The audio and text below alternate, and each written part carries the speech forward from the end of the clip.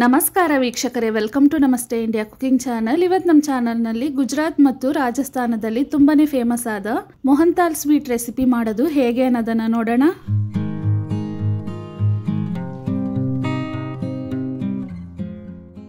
ಮೂರು ಕಪ್ ಅಷ್ಟು ಕಡಲೆ ಹಿಟ್ಟನ್ನು ಒಂದು ಪಾತ್ರೆಯಲ್ಲಿ ಹಾಕೊಳ್ತಾ ಇದ್ದೀನಿ.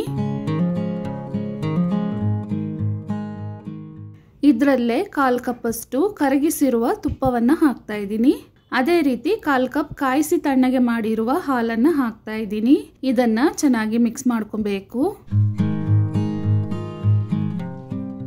ಈ ರೀತಿ ಮಿಕ್ಸ್ ಮಾಡಿದ್ಮೇಲೆ ಇದನ್ನ ಜರಡಿ ಮಾಡ್ಕೊಬೇಕು. ಈ ರೀತಿ ಸೀವರ್ ಇಲ್ಲ ಅಂದ್ರೆ ಮಾಮೂಲಿ ಜರಡಿಯಲ್ಲಿ ರವೆಯನ್ನ ಜರಡಿ ಮಾಡುವ ಪ್ಲೇಟ್ ಅನ್ನ ಹಾಕಿ ಈ ರೀತಿ ಮಾಡ್ಕೊಬೇಕು.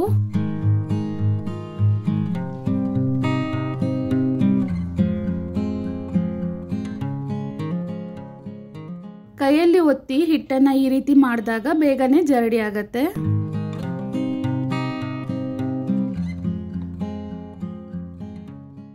ಇವಾಗ ನೋಡಿ, ಕಡಲೆ ಹಿಟ್ಟು ಸ್ವಲ್ಪ ರವೆ ರೀತಿ ಕಾಣಿಸ್ಕೊಳ್ಳುತ್ತೆ. ಈ ರೀತಿನೇ ಮಾಡ್ಕೊಬೇಕು. ಒಂದು ಪ್ಯಾನ್ ನಲ್ಲಿ 1 ಕಪ್ ಅಷ್ಟು ಕರಗಿಸಿರುವ ತುಪ್ಪವನ್ನ ಹಾಕೊಳ್ತಾ ಇದ್ದೀನಿ.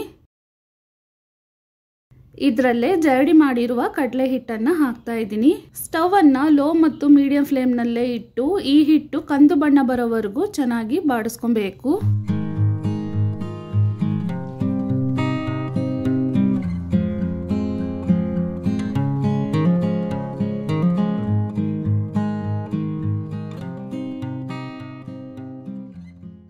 ತಳ ಹಿಡಿಯದ ಹಾಗೆ ಹಿಟ್ಟನ್ನ ಚೆನ್ನಾಗಿ ಹುರಿತಿರ್ಬೇಕು. ಇವಾಗ ನೋಡಿ, ಇದ್ರ ಬಣ್ಣ ಬದಲಾಗ್ತಾ ಇದೆ. ಇವಾಗ ನೋಡಿ, ನಾವು ಹಾಕಿರುವ ತುಪ್ಪ ಎಲ್ಲ ಬಿಟ್ಕೊಂಡು ಅದ್ರ ಬಣ್ಣನೂ ಬದಲಾಗಿದೆ. ಈ ಟೈಮ್ನಲ್ಲಿ 50 ಗ್ರಾಮ್ ಅಷ್ಟು ಸಪ್ಪೆ ಕೋವಾವನ್ನು ಹಾಕ್ತಾ ಇದ್ದೀನಿ.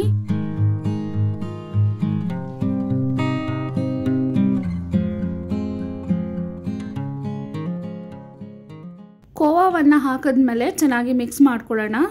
ಈ ರೀತಿ ಕೋವಾ ನಮಗೆ ರೆಡಿಮೇಡ್ ಆಗಿ ಬೇಕರಿಗಳಲ್ಲೂ ಸಿಗತ್ತೆ. ಮನೆಯಲ್ಲಿ ಬೇಕಾದರೆ ಮಾಡ್ಕೊಬಹುದು. ಮನೆಯಲ್ಲಿ ಮಾಡೋದಾದರೆ 1/2 ಲೀಟರ್ ಹಾಲನ್ನು ನೀರೇನೋ ಹಾಕ್ದೇನೆ ಗಟ್ಟಿಯಾಗಿ ಒಂದು ಪಾತ್ರೆಯಲ್ಲಿ ಹಾಕಿ ಅದನ್ನು ಕೈ ಬಿಡದೇನೆ ಈ ರೀತಿ ಗಟ್ಟಿ ಆಗೋವರೆಗೂ ಚೆನ್ನಾಗಿ ಕಾಯಿಸ್ಕೊಬೇಕು. ನೋಡಿ, ಇಷ್ಟು ಗಟ್ಟಿ ಆದಮೇಲೆ ಇದನ್ನು ಪೂರ್ತಿಯಾಗಿ ತಣ್ಣಕ್ಕಾಗಕ್ಕೆ ಬಿಟ್ಟರೆ ಈ ರೀತಿ ಕೋವಾ ನಮಗೆ ಮನೆಯಲ್ಲೇ ರೆಡಿ ಆಗುತ್ತೆ. ಇವಾಗ ನೋಡಿ, ಕಂದು ಬಣ್ಣಕ್ಕೆ ತಿರುಗಿರುವ ಕಡಲೆ ಹಿಟ್ಟಿನ ಜೊತೆಗೆ ಕೋವಾನು ಚೆನ್ನಾಗಿ ಮಿಕ್ಸ್ ಆಗಿದೆ. ಈ ಟೈಮ್ನಲ್ಲಿ ಕಾಯಿಸಿ ತಣ್ಣಗೆ ಮಾಡಿರುವ 1/2 ಕಪ್ ಅಷ್ಟು ಹಾಲನ್ನು ಹಾಕ್ತಾ ಇದ್ದೀನಿ. ಹಾಲನ್ನು ಹಾಕಿದ ತಕ್ಷಣ ಒಂದ್ಸಲ ಚೆನ್ನಾಗಿ ಮಿಕ್ಸ್ ಮಾಡಿ ಸ್ಟವ್ ಅನ್ನು ಆಫ್ ಮಾಡಬೇಕು. ಆ ಬಿಸಿನಲ್ಲೇ ಇದನ್ನ ಚೆನ್ನಾಗಿ ಕಲಿಸ್ಕೊಬೇಕು.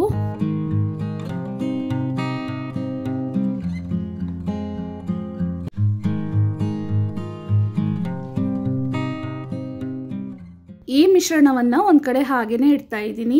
ಇದಾದ್ಮೇಲೆ ಒಂದು ಬಾಂಡ್ಲಿಯಲ್ಲಿ 1.5 ಕಪ್ ಅಷ್ಟು ಸಕ್ಕರೆಯನ್ನ ಹಾಕ್ತಾ ಇದ್ದೀನಿ. ಅದೇ ಕಪ್ನಲ್ಲಿ 1/2 ಕಪ್ ನೀರನ್ನ ಹಾಕ್ತಾ ಇದ್ದೀನಿ. 8 ಏಲಕ್ಕಿಯ ಸಿಪ್ಪೆಯನ್ನ ತೆಗೆದು 1 ಸ್ಪೂನ್ ಸಕ್ಕರೆ ಜೊತೆಗೆ ಪುಡಿ ಮಾಡಿ ಇಟ್ಟಿದ್ದೀನಿ. ಅದನ್ನ ಹಾಕ್ತಾ ಇದ್ದೀನಿ. ಸಕ್ಕರೆ ಜೊತೆಗೆ ಪುಡಿ ಮಾಡಿದಾಗ ಏಲಕ್ಕಿ ತುಂಬಾನೇ ನುಣ್ಣಕ್ಕಾಗತ್ತೆ, ಆದ್ರಿಂದ ಈ ರೀತಿ ಮಾಡ್ತೀನಿ. ಲೆಮನ್ ಯೆಲ್ಲೋ ಫುಡ್ ಕಲರ್ ಸ್ವಲ್ಪ ಹಾಕ್ತಾ ಇದ್ದೀನಿ. ಸಕ್ಕರೆಯನ್ನ ಚೆನ್ನಾಗಿ ಕಾಯಿಸಿ ಪಾಕ ಮಾಡ್ಕೊಬೇಕು.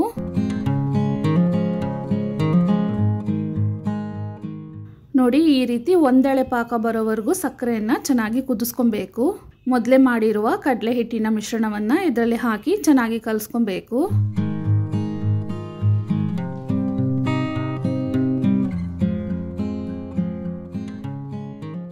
ಹಿಟ್ಟನ್ನ ಸಕ್ಕರೆ ಪಾಕದಲ್ಲಿ ಚೆನ್ನಾಗಿ ಮಿಕ್ಸ್ ಮಾಡಾದ್ಮೇಲೆ 2 ನಿಮಿಷದವರೆಗೂ ಇದನ್ನ ಕುದಿಸ್ಕೊಬೇಕು.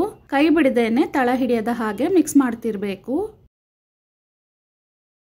ಇವಾಗ 2 ನಿಮಿಷ ಆಗಿದೆ. ತುಪ್ಪನೂ ಬಿಡ್ಕೊಂಡ್ ಬರ್ತಾ ಇದೆ. ಸ್ಟವ್ ಅನ್ನ ಆಫ್ ಮಾಡಿ ಇದನ್ನ ಪೂರ್ತಿಯಾಗಿ ತಣ್ಣಕ್ಕಾಗಕ್ಕೆ ಬಿಡಬೇಕು. ಇದನ್ನ ಪೂರ್ತಿಯಾಗಿ ತಣ್ಣಕ್ ಮಾಡಿದ್ಮೇಲೆ ತುಪ್ಪ ಸವರಿರುವ ಪ್ಲೇಟ್ ಅಥವಾ ಮೋಲ್ಡ್ ನಲ್ಲಿ ಹಾಕಿ ಸಮನಾಗಿ ಮಾಡ್ಕೊಬೇಕು. ಇಲ್ಲಾಂದ್ರೆ ಪೀಸಸ್ ಚೆನ್ನಾಗಿ ಬರೋದಿಲ್ಲ. ಮೋಲ್ಡ್ ನಲ್ಲಿ ಹಾಕಿದ್ಮೇಲೆ ತುಪ್ಪ ಸವರಿ ಇರುವ ಬಟರ್ ನೈಫ್ ಅಥವಾ ಚಾಕುವಿನಿಂದ ಇದನ್ನ ಸಮನಾಗಿ ಮಾಡ್ಕೊಬಹುದು. ಈ ರೀತಿ ಸಮನಾಗಿ ಮಾಡಿದ್ಮೇಲೆ ಸಣ್ಣದಾಗಿ ಕಟ್ ಮಾಡಿರುವ ಪಿಸ್ತಾವನ್ನ ಹಾಕ್ತಾ ಇದ್ದೀನಿ. ಪಿಸ್ತಾವನ್ನ ಹಾಕಿದ್ಮೇಲೆ ಸ್ವಲ್ಪ ಒತ್ತಿ ಬಿಡ್ತಾ ಇದ್ದೀನಿ. ಇದಾದ್ಮೇಲೆ ಎಡಿಬಲ್ ಸಿಲ್ವರ್ ವಾರ್ಕ್ ಅನ್ನ ಹಾಕ್ತಾ ಇದ್ದೀನಿ. ಇದು ಆಪ್ಷನಲ್, ಬೇಡ ಅಂದರೆ ನೀವು ಸ್ಕಿಪ್ ಮಾಡ್ಕೊಬಹುದು. ನಾನು ಡೆಕೋರೇಷನ್ಗೋಸ್ಕರ ಹಾಕ್ತಾ ಇದ್ದೀನಿ. ಈ ರೀತಿ ಮಾಡಿದ್ಮೇಲೆ ಇದನ್ನು ಅರ್ಧ ದಿನ ಅಂದರೆ 12 ಅವರ್ ಆದರೂ ಹಾಗೇ ಸೆಟ್ ಆಗಕ್ಕೆ ಬಿಡಬೇಕು, ಫ್ರಿಜ್ನಲ್ಲಿ ಇಡಬಾರ್ದು. 12 ಅವರ್ ಆದಮೇಲೆ ಈ ರೀತಿ ಚೆನ್ನಾಗಿ ಸೆಟ್ ಆಗಿರುತ್ತೆ. ನಮಗೆ ಯಾವ ಸೈಜ್ನಲ್ಲಿ ಬೇಕೋ ಆ ರೀತಿ ಕಟ್ ಮಾಡ್ಕೊಬಹುದು.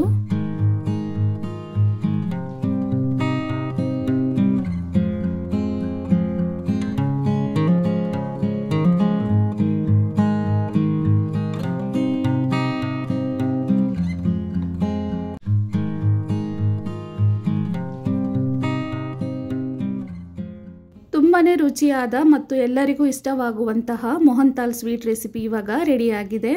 ವೀಕ್ಷಕರೇ, ಈ ವಿಡಿಯೋ ನಿಮಗೆ ಇಷ್ಟ ಆಗಿದ್ದರೆ ನಮ್ಮ ಚಾನಲನ್ನು ಲೈಕ್ ಮಾಡಿ, ಸಬ್ಸ್ಕ್ರೈಬ್ ಮಾಡೋದನ್ನು ಮರೆಯಬೇಡಿ. ಧನ್ಯವಾದಗಳು.